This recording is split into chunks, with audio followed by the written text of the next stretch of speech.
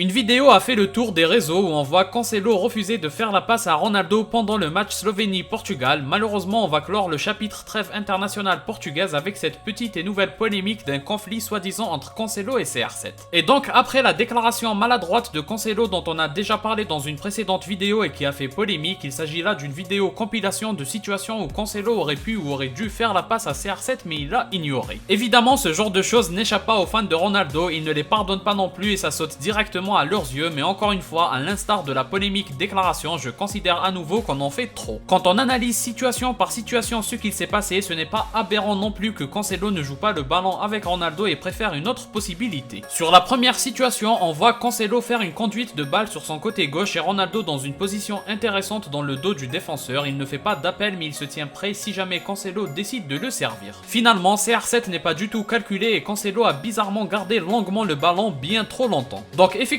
Ronaldo aurait pu être servi, mais sachant que Cancelo est droitier, c'était difficilement réalisable. Il aurait fallu qu'il se place le ballon de sorte à pouvoir servir CR7 et ça aurait déjà alerté les Slovènes. Donc pour moi, rien de scandaleux pour le moment, même si on peut reprocher à Cancelo de faire une De Jong, il aurait pu lâcher bien plus vite et peut-être qu'avec un contrôle orienté de Félix, ça peut finir sur un face-à-face pour CR7. Sur la deuxième situation, Cancelo a le choix entre servir Ronaldo qui a décroché ou Félix qui en profite pour faire un appel en profondeur et qui attend un centre pour le servir. Cancelo préfère l'option Félix, mais malheureusement ça ne fonctionne pas, mais pour autant les deux choix sont acceptables en l'occurrence, d'autant plus qu'un défenseur slovène se tient prêt s'il passe à Ronaldo. Et donc à nouveau, rien de scandaleux de la part de Cancelo. Sur la troisième situation, il fait encore un choix d'une longue conduite de balle au lieu de faire circuler le ballon rapidement. Je lui reproche plutôt cette façon de jouer, mais là s'il fait la passe à Ronaldo, il le met dans une galère. Ronaldo s'en sortirait certainement parce que dans ce genre de situation, il a le réflexe de la jouer en une touche de balle, mais dans tous les cas ce n'est pas un bon choix. Et donc pour le coup, reprocher à Cancelo de ne pas servir CR7 c'est délirant et contre-productif. Et enfin la quatrième situation, c'est la seule où je suis d'accord personnellement, il aurait dû tenter de servir Ronaldo. Le défenseur slovène n'était pas à l'affût sur lui, il avait assez de temps pour bien exécuter sa passe et surtout il voyait parfaitement l'appel de Ronaldo. Là c'est vraiment dommage qu'il préfère continuer de faire tourner le ballon au lieu de tenter quelque chose avec l'appel de CR7.